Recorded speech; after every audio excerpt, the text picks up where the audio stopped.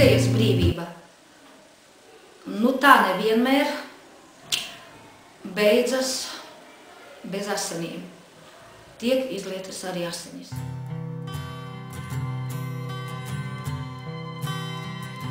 Ja man jau tās dienas stāv acu priekšā, jo saprotiet, tik tiešām tā bija.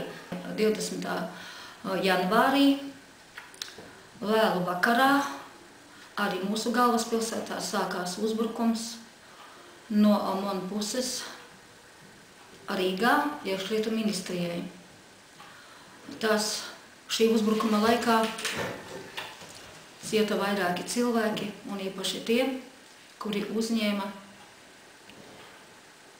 uzbrukumu.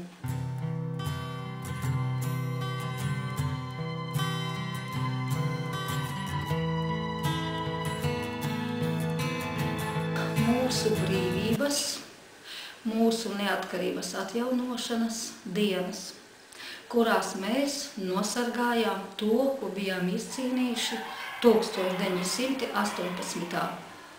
gadā, 18. novembrī, kad pasludinājām Latvijas Republiku. Mēs to no jauna vēlējāmies nosargāt, jo 90. gada 4. maijā mēs jau pasludinājām neatkarības deklarāciju.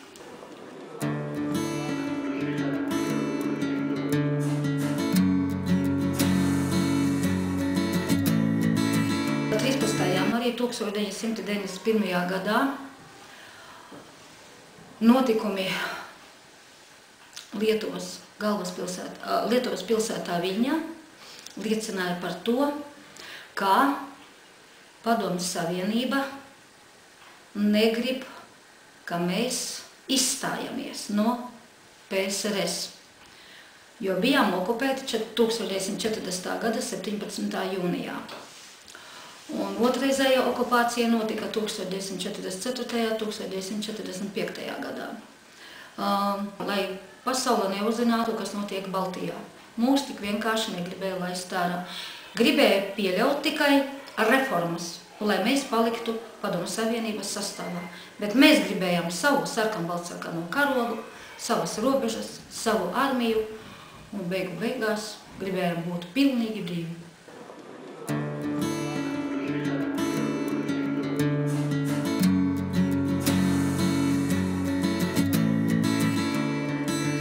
MRS-ā Imants Zembergs ar transporta ceha un koknes pārstrādes ceha darba vadītāju palīdzību sapulcināja darbiniekus un arī kantūrēkā, tātad centrēkā pārējos, lai varētu izvēlēties, kurš no viņiem brauks uz barikādēm.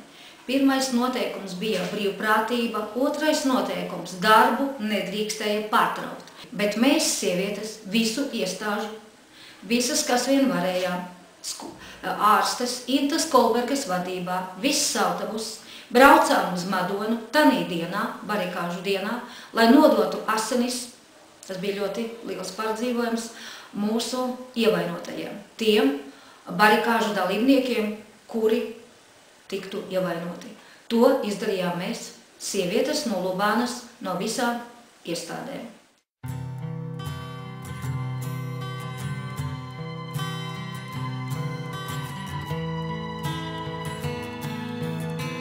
Iekšlietu ministrijai blakus netika izveidotas barikādas. Iekšlietu ministrija netika aizsargāta. Kādēļ tas tā notika, mēs to nezinām. Bet, kad es tikos ar vienu no Iekšlietu ministrijas darbiniekiem 2011. gada 20. janvārī, tad viņš sacīja, ka viņiem ir aizdomas, ka tās divas ātrās palīdzības mašīnas, kas stāvēja brīvajā laukumā, tur Basteikalna tūmā, ka tanīs varētu slēpties šāvēji. Jo ļoti dīvaini bija dīvaina šo mašīnu atrašanās bija vispār tanī momentā.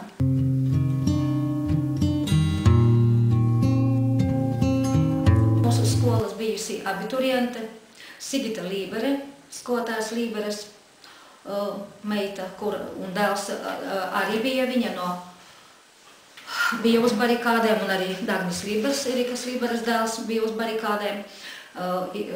Netālu no ministru padomes ēkas jau redzēja tankus, kas tuvojās. Tā tad varēja notikt dažādi.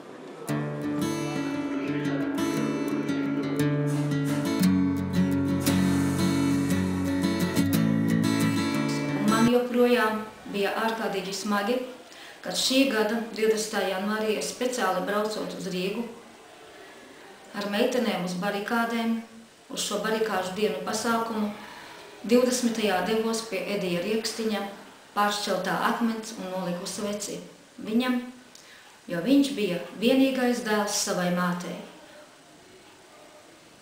Viņam atņēma dzīvību barikāžu dienās. Viņš atdeva savu dzīvību par Latvijas brīvību.